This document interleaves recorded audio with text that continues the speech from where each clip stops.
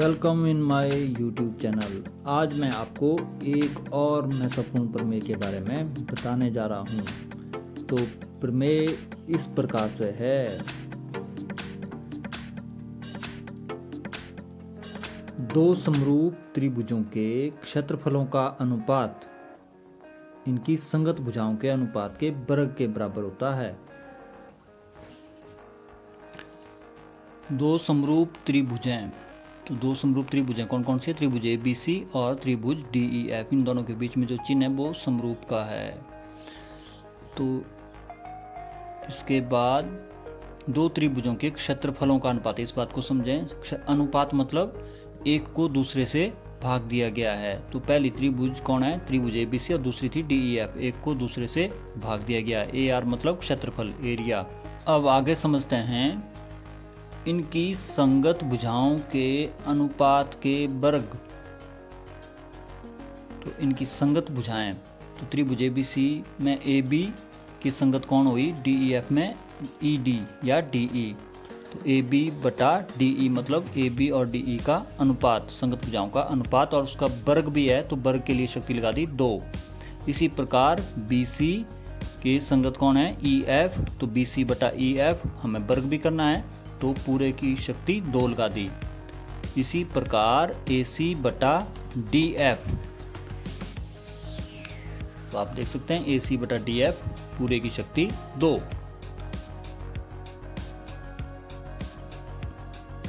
तो फिर से अब आते हैं हम, दिया है क्या? दिया है दो समरूप त्रिभुजें दी हुई हैं। त्रिभुज ABC समरूप है त्रिभुज DEF के।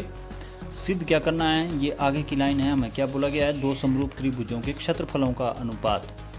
तो दो त्रिभुजों के क्षेत्रफलों का अनुपात इनकी संगत भुजाओं के अनुपात के वर्ग के बराबर होता है। तो दो समरूप त्रिभुजों के क्षेत्रफलों का अनुपात मतलब जैसे मैंने बताया था, एक को दूसरे से भाग दिया गया है। एरिया त्रिभुज ABC बटा एरिया त्रिभुज DEF, और इनके संगत भुजाओं के वर्गों का अनुपात बराबर है। इसके बाद रचना में क्या करना हमने? ये जो डॉट डॉट लाइन है AG, तो AG लंब किसके ऊपर है? BC के ऊपर है। और आप देख सकते हैं AG लंब BC खींचना है हमने, तो ये 90 डिग्री होना चाहिए, कोण G पर 90 डिग्री, तभी वो लंब कहलाएगा AG लंब BC। इसी प्रकार हमने DH लंब EF खींचना है, तो हमने क्या लिखा? AG लंब BC और DH लंब EF खींचो। ये हमने रचना के अंतर्गत किया। प्रमाण में आते हैं। प्रमाण में हमारे पास लेफ्ट हैंड साइड में सिद्ध करने को लेते हैं हम एरिया त्रिभुज ABC बटा एरिया त्रिभुज DEF। तो अब आपको पता है एरिया त्रिभुज ABC यानी कि त्रिभुज का क्षेत्रफल का फार्मूला क्या है?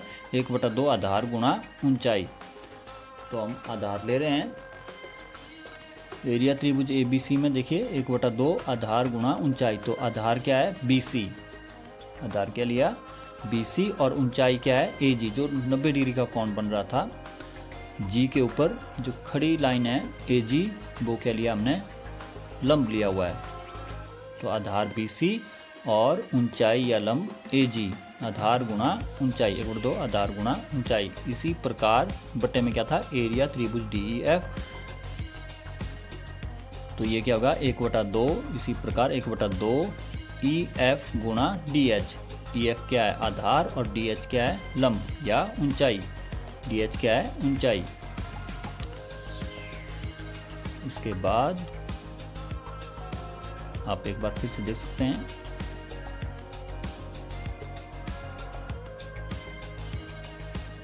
और उसके साथ ही हमने अब कटिंग का काम भी शुरू कर लिया। तो 1/2 को काट दिया है, तो हमारे पास बचा BC बटा EF और गुणा में है AG बटा DH। अगर AG बटा DH BC बटा EF के बराबर हो जाए तो हमारे पास ये BC बटा EF होल स्क्वायर हो जाएगा, क्योंकि BC 2 बार आएगा और EF भी 2 बार आने से BC बटा EF होल स्क्वायर हो जाएगा, पूरे की शक्ति 2 लग जाएगी क्योंकि 2 बार होगा BC और EF भी 2 बार होगा।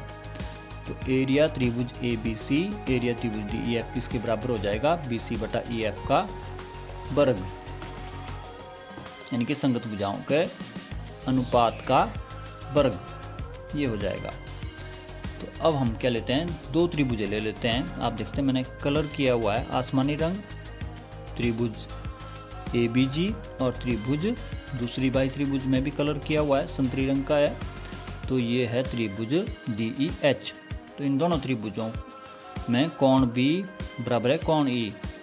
क्यों है, क्योंकि ये त्रिभुजें कैसी हैं, त्रिभुज ABC और DEF क्या थी, समरूप थी।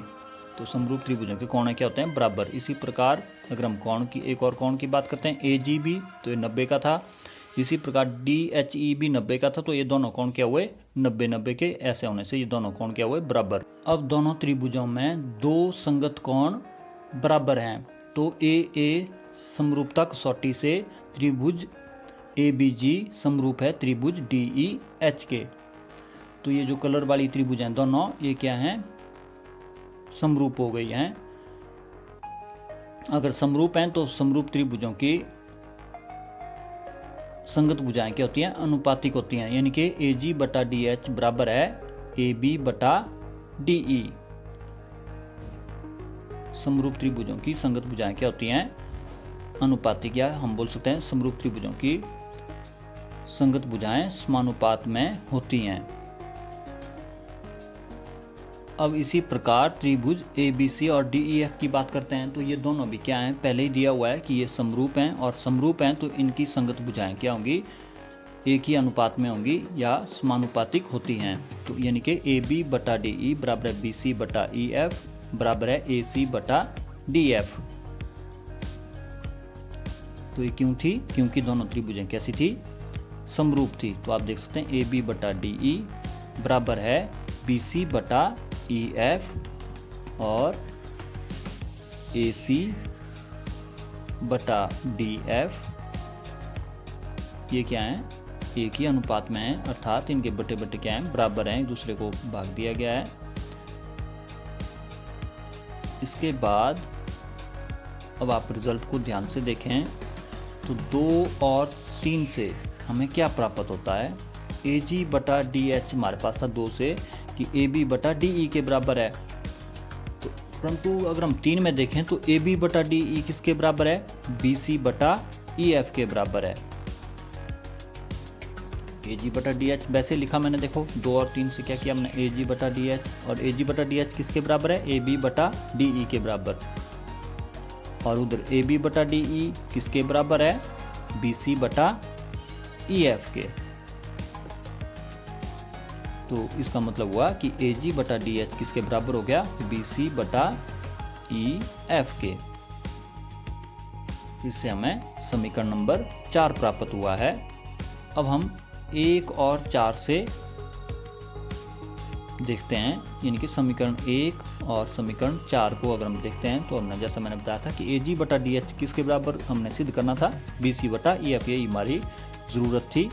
तो BC 2 बार आने से, अब देखिए एरिया ABC और एरिया त्रिभुज DEF, तो हमारे पास क्या आ रहा है, AG बटा DH की जगह क्या आ रहा है, BC बटा EF। तो ये रिजल्ट हम यहाँ से देख सकते हैं, AG बटा DH किसके बाद BC बटा EF, और BC कितनी बार आ रहा है, 2 बार, EF भी 2 बार। इससे हम क्या लिख सकते हैं, BC बटा EF पूरे की शक्ति 2, यानी कि BC भाग EF पूरे का वर्ग। तो ये हमें प्राप्त हो गया। परंतु अगर हम देखते हैं पूरे रिजल्ट को समीकरण नंबर 3 से, AB बटा DE BC बटा EF AC बटा DF है। तो देखिए BC बटा EF तो हमने वर्ग लगा दिया एरिया त्रिभुज ABC और बटा एरिया त्रिभुज DEF में। तो अब हम सभी जगह वर्ग भी लगा देंगे। तो इनके BC बटा EF का वर्ग कर दिया बराबर AB बटा DE पूरे का वर्ग, AC बटा DF पूरे का वर्ग, और यही हमें सिद्ध करना था। तो एक बार फिर से हम समझते हैं कि यदि 2 समरूप त्रिभुजें हों तो समरूप त्रिभुजों के क्षेत्रफलों का अनुपात इनकी संगत भुजाओं के अनुपात के वर्ग के बराबर होता है। अगर आपको मेरी वीडियो से आपके ज्ञान में वृद्धि हो रही हो तो YouTube में लाइक बटन दबाएं। धन्यवाद।